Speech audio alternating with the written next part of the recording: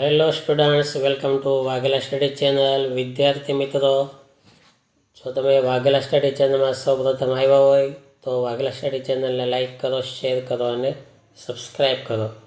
હવે આજે આપણે ધોરણ 11 આર્ટ્સ માટે ખૂબ જ મહત્ત્વનો સબ્જેક્ટ મનોવિજ્ઞાનનું સોલ્યુશન લઈએ છીએ. કેમ કે આર્ટ્સમાં થોડોક વધારે અઘરો વિષય કોઈ ગણાતો હોય તો તે મનોવિજ્ઞાન છે. તો તેના સોલ્યુશનના અગાઉ મેં એ અને બી વિભાગ આપી દીધા છે. આ છે મનોવિજ્ઞાનનો વિભાગ સીનું સોલ્યુશન લઈએ છીએ આપણે. વિભાગ સીની વાત કરીએ તો વિભાગ સીમાં પ્રકરણ પહેલું કુલ 20 ગુણનો વિભાગ સી છે. પ્રકરણ પહેલાંની અંદર 8 સવાલો છે. હવે 8 એ 8ના જવાબો તો જોઈ ધ્યાન આપો. પહેલો સવાલ, મનોવિજ્ઞાનનો શબ્દાર્થ સમજાવો. તો મનોવિજ્ઞાન શબ્દ ગ્રીક ભાષાના સાયકી અને લોગોસ આ શબ્દનો બનેલો છે, જેમાં સાયકી શબ્દનો અર્થ આત્મા થાય અને લોગોસ શબ્દનો અર્થ વિજ્ઞાન થાય છે.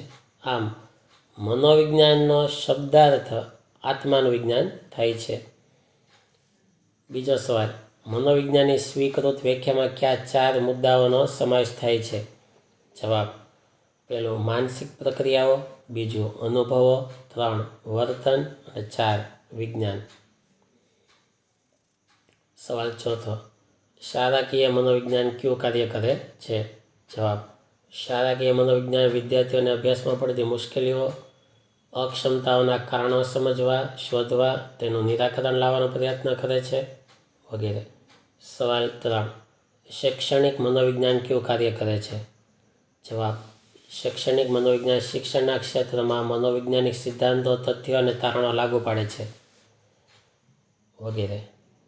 સવાલ 5, સ્વાસ્થ્ય મનોવિજ્ઞાન શું કાર્ય કરે છે? જવાબ, સ્વાસ્થ્ય મનોવિજ્ઞાન વ્યસનો, ખોટા આહાર વિહાર, કુટેવો વગેરેથી સ્વાસ્થ્યને થતા નુકસાન અંગે અને યોગ્ય પ્રકારની જીવનશૈલી અપનાવવાથી થતા ફાયદા અંગેની લોક જાગૃતિ લાવવાનું કાર્ય કરે છે. સવાલ 6, મનોવિજ્ઞાનના વિકાસશીલ ક્ષેત્રો જણાવો. જવાબ, બોધાત્મક વિજ્ઞાન, સ્વાસ્થ્ય વિજ્ઞાન, રમતગમતનું મનોવિજ્ઞાન, પર્યાવરણલક્ષી મનોવિજ્ઞાન, ગુનાશોધનનું મનોવિજ્ઞાન. સવાલ 7, મનોમાપનલક્ષી મનોવિજ્ઞાનમાં શેનું માપન કરવામાં આવે છે? જવાબ, બુદ્ધિ, અભિયોગ્યતા, અભિરુચિ, વ્યક્તિત્વ, સિદ્ધિ, પૂર્વગ્રહ, મનોવલણો વગેરે.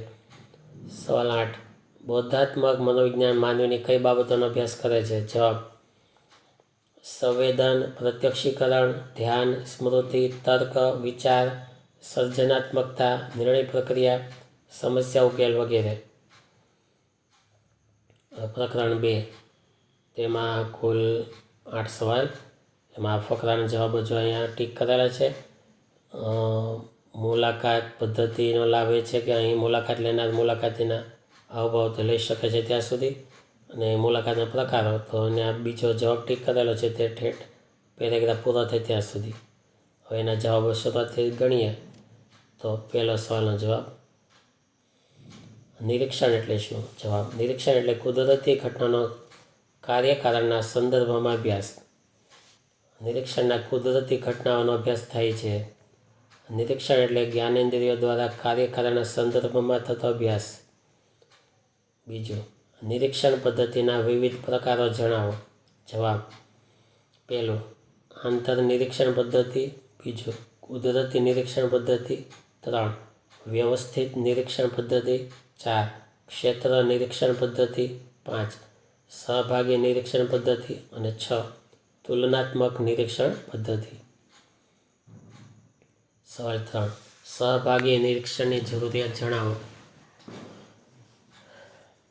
કોઈ જૂથ કે સમૂહની એવી બાબતોનો અભ્યાસ કરવાનો હોય કે જેના વિશે કોઈ વિશેષ માહિતી અન્ય બીજી કોઈ જગ્યાએ પ્રાપ્ત ના હોય, અથવા તે જૂથ સિવાયની કોઈ પાસેથી માહિતી પ્રાપ્ત થઈ શકતી ન હોય, ત્યારે નિરીક્ષક સહભાગી નિરીક્ષણ દ્વારા અભ્યાસ કરે છે.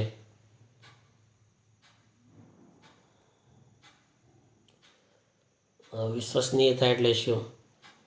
જવાબ, વિશ્વસનીયતા એટલે કસોટીના પરિણામોમાં સાતત્ય કે સુસંગતતા. મનોવૈજ્ઞાનિક અનાસ્ટસીના મત પ્રમાણે કોઈ એક જ કસોટી અથવા તેની સમક્ષ અન્ય કસોટી જે તે વ્યક્તિ કે જૂથને જુદા જુદા સમયે આપવામાં આવે અને દરેક સમયે લગભગ સમાન પરિણામો મળે તો તેને કસોટીની વિશ્વસનીયતા કહેવાય છે.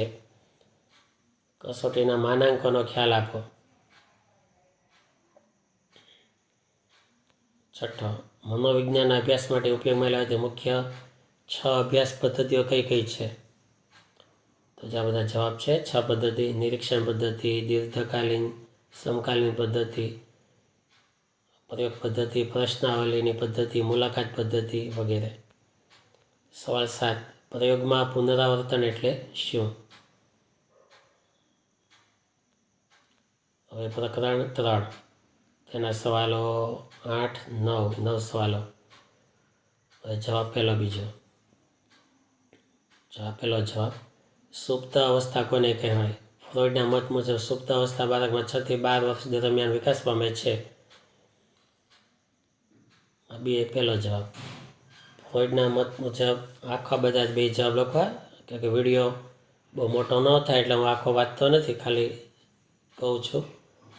આ બંનેના આખા જવાબ લખવા. સવાલ 3, મુખ્ય કેન્દ્રીય અવસ્થા કોને કહેવાય? તો જો તેમાં પણ આખો જવાબ લખવાનો છે. પછી ગુદા કેન્દ્રીય અવસ્થા કોને કહેવાય? તેમાં પણ આ જવાબ લખવાનો છે. તમારે વિડીયો પોઝ કરી ડાયરેક્ટ આમાંથી પાકું કરો તો પણ બેસ્ટ છે. અને જો તમને સ્કૂલમાં જવાબ લખીને બતાવવાના હોય, બાકી બુક કરવાની હોય અસાઇનમેન્ટને લગતી, તો આમાંથી લખશો તો તમારો સમય બચશે. ડાયરેક્ટ મોબાઈલનો ઉપયોગ કરજો. 5મો, વારસો એટલે શું? વારસો એટલે એક પેઢીમાંથી બીજી પેઢીને મળતા જૈવિક લક્ષણો. આ બધું લખવાનું હજી બાકી છે, થોડુંક આ પણ લખવાનું. પ્રગટ વારસો કોને કહેવાય? જે દેખાય એવા લક્ષણો આવે એ પ્રગટ વારસો. ઊંચાઈ, વજન, આંખનો રંગ, વાળ, ચામડીનો રંગ, શરીરના બાંધો વગેરે. અપ્રગટ વારસો કે જે દેખાય નહીં પણ બંધારણમાં હોય તેને અપ્રગટ વારસો કહેવાય, જનીનને લગતો. 8મો સવાલ, પિયાજેના મતે બોધાત્મક વિકાસના તબક્કાના નામ આપો. પહેલો સાંવેદનિક કારક તબક્કો, બીજો પૂર્વ ક્રિયાત્મક તબક્કો, 3 મૂર્ત ક્રિયાત્મક તબક્કો, 4 અમૂર્ત ક્રિયાત્મક તબક્કો. ફ્રોઈડના મનોજાતિ વિકાસના સિદ્ધાંતની અવસ્થાના નામ લખો. પહેલું મુખ્ય કેન્દ્રીય અવસ્થા, બીજું ગુદા કેન્દ્રીય અવસ્થા, 3 શિશ્ન કેન્દ્રીય અવસ્થા, 4 સુપ્ત અવસ્થા અને 5 પુખ્ત શિશ્ન કેન્દ્રીય અવસ્થા. પ્રકરણ 4, તેના સવાલો 10. 10મી આકૃતિ છે, તેના સવાલ જવાબ અહીં અપાયેલા છે. આકૃતિ સીમાવર્તી ચેતાતંત્રની છે અને એમાં 3 વિભાગ બતાવેલા છે, જે બગડો કરેલો છે તે. હવે દરેકના જવાબ લઈએ. પહેલો સવાલ જવાબ, મગજ સ્કંદનું કાર્ય જણાવો. પછી બીજો, ભાષાનું મહત્વ સમજાવો. 3 થેલેમસનું કાર્ય જણાવો. જો વિડીયો પોઝ કરી લખજો, પાકું કરજો, કેમકે આ તમારી માટે જ છે વિદ્યાર્થીઓ. 4 પદાનુકંપી તંત્રની સમજૂતી આપો. 5 મગજના ગોળાર્ધનું કાર્ય જણાવો. 9 કેન્દ્રીય ચેતાતંત્ર કયું કાર્ય કરે છે? 6 સવાલ, શારીરિક ચેતાતંત્ર કયું કાર્ય કરે છે? 7મો કરોડરજ્જુ કયું કાર્ય કરે છે?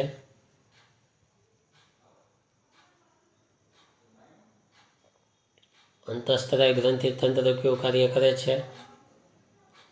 અને 10મો આપણે જોયો તો તે આમાં જવાબ નીચે લખાયેલા છે. પ્રશ્નો 2, તેના જવાબો. પ્રકરણ 5, તેના 6 સવાલો. જવાબ ટીક કરેલા છે આમાં. પછી આ 7મો, તેના પણ જવાબો ટીક થયેલા છે.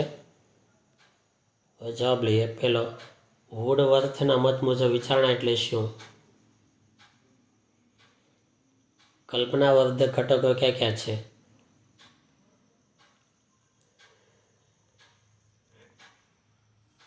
સવાલ 3, બોધન કોને કહેવાય? ચોથો, ઓસબોર્નની વિચાર સર્જન પ્રક્રિયા શું છે? 5. સંકલ્પના એટલે શું? ઉદાહરણ સાથે સમજાવો. સવાલ 6. એમાં પ્રશ્નનો જવાબ ટીક કરેલા હતા એ તેમાં જવાબ લખીને આપેલા છે. અને 7મો, હવે પ્રકરણ 6 તેના 10 સવાલો એમાં ટીક થયેલા છે. 10માના જવાબો. પહેલો, સંકેતાંકન કોને કહેવાય? બીજો, પુનઃપ્રાપ્તિ એટલે શું?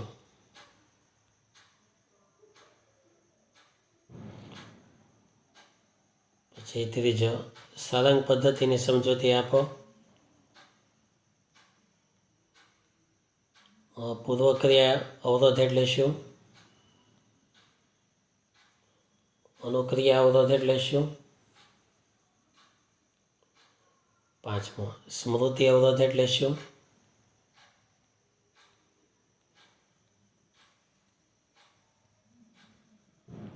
સવાલ 6, જીભના ટેરવે સ્મૃતિની ઘટના કોને કહેવાય?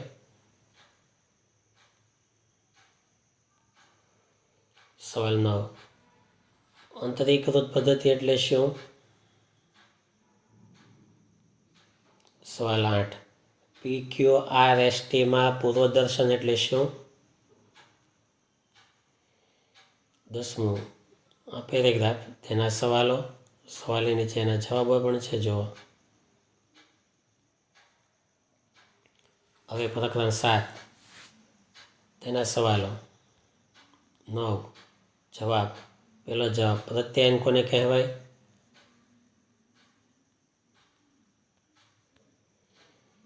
શાબ્દિક પ્રત્યાયન કોને કહેવાય? અશાબ્દિક પ્રત્યાયન કોને કહેવાય? ચોથો સવાલ, મોર્ફિન એટલે શું? 5મો, શબ્દ સંયોજન એટલે શું? 6, ધ્વનિ એકમ કોને કહેવાય?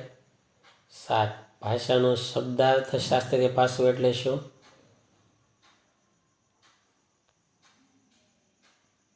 8મો, નોઆમ ચોમ્સ્કીનો જન્મજાત સિદ્ધાંત સમજાવો. 9, બોલવાની ક્રિયામાં કયા કયા કૌશલ્યોનો સમાવેશ થાય છે?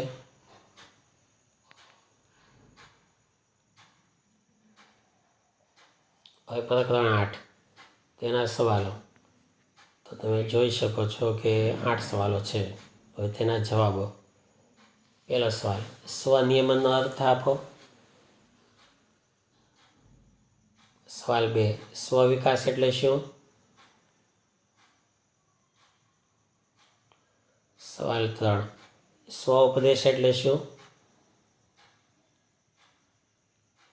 સવાલ 4, સ્વનિયમન માટેના સહાયકારી સાધનો ક્યાં છે? સવાલ 5, વ્યક્તિત્વના વિવિધ અભિગમના નામ લખો.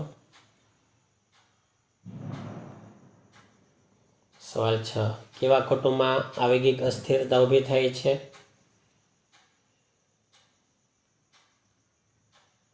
સવાલ 7, આત્મવૃત્તાંતની સમજૂતી આપો.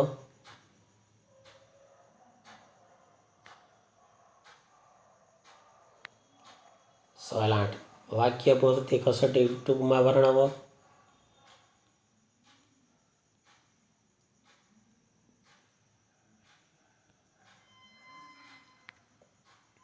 પ્રકરણ 9, જવાબ પહેલો, સિદ્ધિ પ્રેરણા એટલે શું?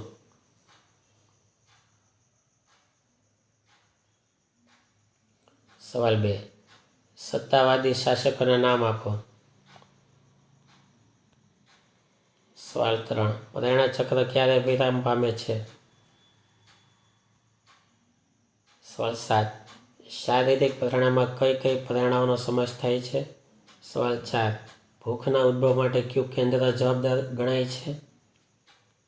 સવાલ 5, સંલગ્નતાની પ્રેરણા વિશે મેકડુગલ શું જણાવે છે?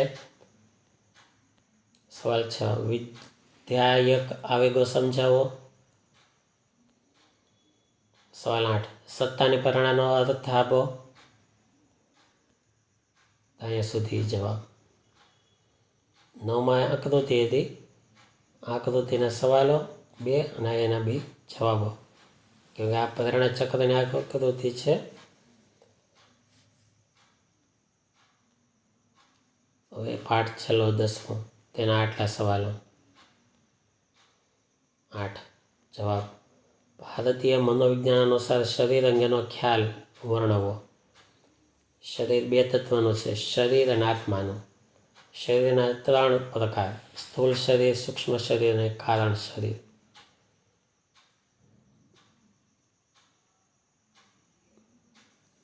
સવાલ 2. ઉત્તેજક ઔષધો અને ખિન્નતા પ્રેરક ઔષધો વચ્ચેનો તફાવત સમજાવો.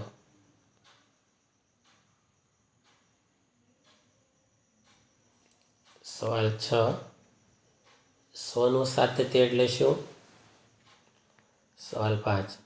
આપમેળે થતું ડ્રાઇવિંગ એ ચેતનાની કઈ અવસ્થા સૂચવે છે? શા માટે? સવાલ 4. ચેતનાની બદલાયેલી અવસ્થા એ શું વિભાજિત ચેતનાની અવસ્થા છે? શા માટે? સવાલ 3. REM નિંદ્રાને વિરોધાભાસી નિંદ્રા શા માટે કહે છે? સવાલ 7. માંડુક્ય ઉપનિષદમાં વર્ણવેલી ચેતનાની અવસ્થાઓ સમજાવો.